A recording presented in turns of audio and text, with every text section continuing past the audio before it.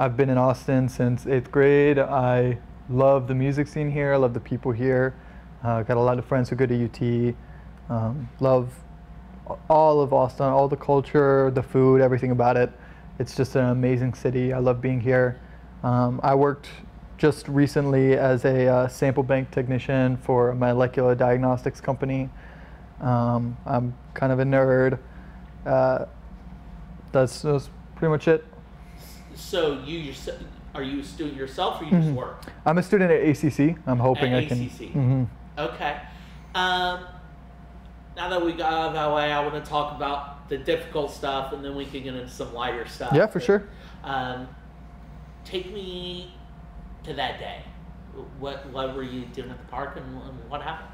It was just kind of a normal morning. Got up, wanted to be nice and productive, wanted to get some sunlight, so wanted to get my blood pumping, went on a nice walk somewhere just kind of accessible. I didn't want to go on like a long hike or anything. Just out about in the city. It's a pretty day, going on a nice walk, and all of a sudden I just feel somebody bump into my back, almost like they shoulder check me from behind or something. I wasn't particularly afraid or anything. I kind of was just like confused as to what was going on. I just kind of threw my hands up, and didn't want this person to think that I was somebody I wasn't or anything like that. I figured there would be some sort of misunderstanding. And when I threw my hands up, I saw that they were swinging something at me, and so I reached out to stop it with my hand, and when I looked at my hand again, I saw just a whole lot of red, and my... Well, let me pause you there. I Yeah. want to talk about that more. But so you bump into someone, all of a sudden they're, like, next thing you know, they're armed. I mean, what just immediately went through your mind? Or did it happen so fast you weren't even able to process it? Yeah, it didn't seem real. I was kind of like, this is a joke, right? Like, there's no way that somebody's just randomly attacking me with a machete in this park out of the middle of nowhere at like 11 a.m. It was just, it took a while for it to become a real thing in my head to really understand, this is actually what's happening. You're actually in a lot of danger, and you need to do something or you're gonna die. It wasn't until... To me, one of the most chilling things about reading the affidavit, and maybe you can talk on this, was you had told police he had like this blank expression on his face. Yeah. He never said a single word during the entire attack. I don't even think he yelled or screamed or anything like that. Just blank-faced, just like he was empty. And so you're literally some guy's hacking away at you. What's going through your mind as that's happening? I mean, is it fight or flight's kicking in, or what's going through your mind? It didn't really feel like I was getting chopped up by a machete. I was just at first very confused, and then when I realized what was happening, the only thing in my mind was getting away, or getting him to stop, or realizing that I very well might die right now. Yeah, was that a concern? Were you really worried that your life was in grave danger? After maybe 30 seconds of altercation, after he already hit me multiple times, I think it was the first time he'd hit me in the head where I realized, like, oh shit, I'm going to die. I was almost certain that I was going to die. He had hit me in the back of the head with a machete. I did not think that I was going to survive that at all. And after reading the injuries you sustained from that affidavit, the fact that we're sitting here talking face to face, to me it's mind-blowing. How about you, just having survived something like that? It's almost unreal. It doesn't feel like these injuries are from the same attack. It seems like a dream, like I just woke up with a couple weird bandages all over my arms. It definitely is crazy, insane luck. I mean, the amount of stars that aligned that day for me to not only survive, but to have the possibility to fully recover, to not have any brain damage. It's just... that's such a positive outlook to have, because some might say you got randomly attacked at a machete, and that's terrible luck. Yeah, it was definitely, I wouldn't say it was a good thing that it happened, but after it happened, I've had nothing but positive good luck. Every single thing that has happened since then has been a good or lucky thing. I mean, the amount of things that happened during the attack even to allow me to survive, if I hadn't been wearing a thick leather jacket at the time, if there hadn't been the people at the scene who saved my life, if the ambulance hadn't shown up when it did, if he had kept hacking away even just a couple more times, or if people hadn't shown as much support afterwards to help me pay for my medical bills and everything like this, it certainly would have been a lot less lucky. But you must be so grateful for the people that were there that day and stepped in. It's something I can't even really put into words. I mean, it's hard to kind of vocalize just how grateful I am to these people, how much I owe to these people who went out of their way and put themselves in danger, who immediately, without hesitation, ripped off their own clothes to bandage my arms. It's unbelievable to me. Do you remember any of that, or was there a point where you blacked out, next thing you know, you're in a hospital? I was fully conscious the entire time. I remember pretty much all of it. After the attack, I was just sitting there on the ground, kind of staring up at the sky while all these people gathered around me to help me. It was, it kind of felt surreal. In the moment, I kind of believed I was just going to die, and I was just waiting, I guess. But I never did, and it all turned out a lot better than I thought it would. So how long were you in the hospital, and what did that, I mean, I imagine there were surgeries involved. Can you just talk to me about what the healing process has been like? Yeah, immediately after the attack, when I made it to the hospital, it was maybe 4 hours before the first surgery, which was just to get all of the wounds closed and to figure out where all the wounds were on my body. They weren't sure the extent to my head trauma, things like that. So there was 3 surgeries in total. That was the first day I was there. Then about 4 days later, I had a surgery on my arm to repair the nerve and repair the tendons in my arm that were severed. And then a 3rd surgery the next week to repair the fracture in my skull. 2 weeks total? Yes, yeah.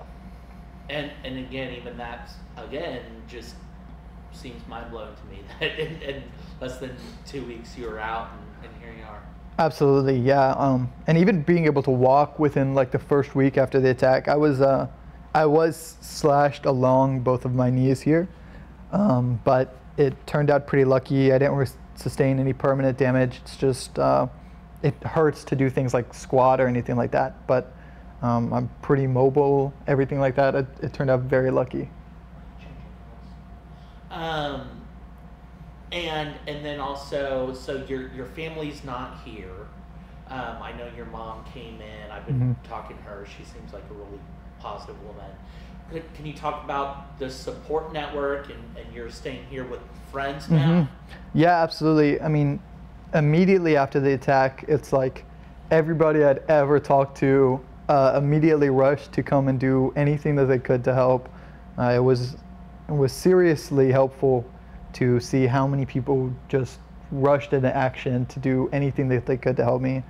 My family came from across the United States to come be here as fast as they could. It was very nice to actually see all of my family in one room, being away for so long. It was a blessing in a way, kind of what happened, just to be able to see so many people who were all unified by one goal, especially when the goal is helping me. It definitely was a nice feeling. Again, I'm kind of just blown away by the positive outlook I mean, it was a blessing in a way. Like, have you always been that way, or did this kind of, have you always kind of had this attitude about life, or did this? I guess. I mean, I don't think there's any reason to make it any worse than it is by dwelling on it. I mean, if I just mope around about how awful it was. I'm not helping myself or anybody else. And it really wasn't as bad as it seems. Like even when I was getting hit by the machete, it didn't hurt that bad. You kind of don't really feel it. And so it's pretty much just scary, but I'm not being attacked by a machete anymore, so. Sure, thank God. And so you're staying with friends, or how do you? Yeah, Steven's my best friend. He's my boy. Okay. I met him in middle school, and his mom has been such a huge help throughout all of this. She's taking care of me like her own son. I've actually stayed with them for a while beforehand when my parents had moved over to Louisiana, and I decided to stay here because all my friends are here, and I wanted to go to school here. I didn't want to leave Austin. And I'd stayed with her for a bit. So it was kind of natural staying with Miss Kim. She's super nice. Everybody who knows her knows you can go to her for anything. So it wasn't really a big deal to kind of stay here with them. Something else you must be very grateful for. Yeah, absolutely. I mean, one of the luckiest positions I could ever be in is to have all of these people willing to do like anything for me. Like, people have been bending over backwards to help me. The nurses in the hospital, anybody I've ever talked to seems like they would give a limb just to help me out. It's almost overwhelming. I don't really know how to deal with this amount of kindness. I only have so much gratitude I can give, right? And so now I kind of want to talk about, public safety. And I mean, I don't know how often you went to this park. Did you ever have concerns like something like this happen? Do you think it's going to change how when you're fully healed and you're back out walking? I mean, do you think anything's going to change? It's definitely not something I ever expected, especially there. I mean, it's such a public place, such a popular park. I mean, definitely unexpected, came out of the blue. But I don't think it'll really change much, at least not for me. I just got kind of a lightning strike thing happen, 1 in a million. I don't think that it's likely that anything like this would ever happen to me again. I'm not really worried. I mean, there's so many people that talk about how dangerous Austin is becoming, and they've even used your attack as that was the immediate example to be able to go on camera and say, "See, look how dangerous it is," whatever. But, I mean, do you agree with any of that? I think that. Do you not like being used as a talking point, so to speak? Yeah, I definitely don't really appreciate it, I guess, but I know that's kind of the nature of news. And yeah, I definitely think it can be blown out of proportion. It's very easy to scare people, and there's a motive to it, right? I mean, a headline that's scary gets more clicks. It's easier to sell. So I think the people definitely blow stuff like this out of proportion to say that it's more dangerous than it is. But I certainly would say that in times like these, nationally, with rising inflation and standards of costs of living, people are just having a harder time getting by. So things like these are bound to happen more often. People who don't have any money because things are so expensive, who don't have access to health care or mental health resources, are more likely to commit a crime like this than somebody who's well off. Speaking of, what have you heard about your attacker, and what, I imagine there will be court stuff that you'll get called about, what are your thoughts on your attacker? And I haven't really bothered with any of it. I think he's a person who is clearly in a horrible space. I think he will get what he deserves, and I'm sure he is getting plenty of it right now. I think our jails and prisons are a pretty horrible place to be. I wouldn't want to be him. I don't really care, I guess. I don't want him on the street. I don't think that it would be healthy for anybody if there's a possibility that he could do this to anyone again. But I think it's more important that we focus on preventing any more attacks like this to happen and looking for some sort of justice or punishment that fits the crime or whatever. So as a survivor, which may be a term you may or may not like, Mm-hmm. right? When you're talking about those solutions, preventing things like this in the future, where do you think? I think this man clearly had some mental health issues that could have been flagged or screened if he had seen help or had access to mental health resources, or even just generally better material conditions. You know, somebody who has food on their table, who has a home to sleep in, is a lot less likely to go out and machete somebody in a park than, you know, somebody who is food insecure or who doesn't know where they're going to sleep tonight. I think it's very important that we allocate resources in a way that gets people the help they need, especially people who can't afford it, or who don't know what resources they have access to.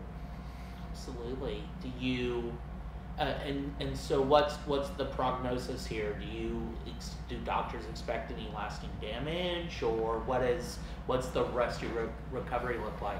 Most of my recovery is going to be focusing on getting this arm to get back to hopefully 100% function. We don't know exactly how the nerve is going to heal, but, you know, worst case scenario, I might have less mobility in like my pinky and less feeling. But other than that, you know, the hand should heal relatively back to normal, and I should be able to do everything that I did before.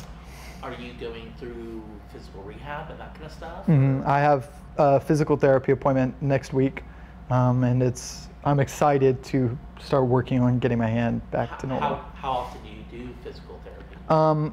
I just got out of the hospital about a week ago or so. Okay.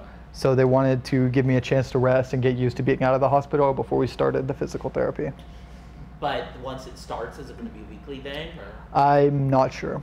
And then how long do doctors expect before things are more or less back to normal? I think in about 4 weeks, we'll be able to remove the pins from this hand. 4 to 8 weeks, we'll be able to remove the pin to this hand.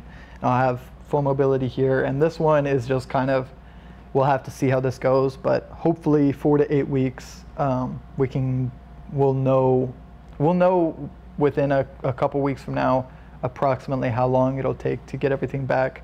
And hopefully looking at like 4 to 8 weeks. When it comes to your recovery and your healing right now, obviously, I'm sure you have a lot of time on your hands. Mm-hmm. I mean, what are you thinking about, or what's you know? I miss playing guitar.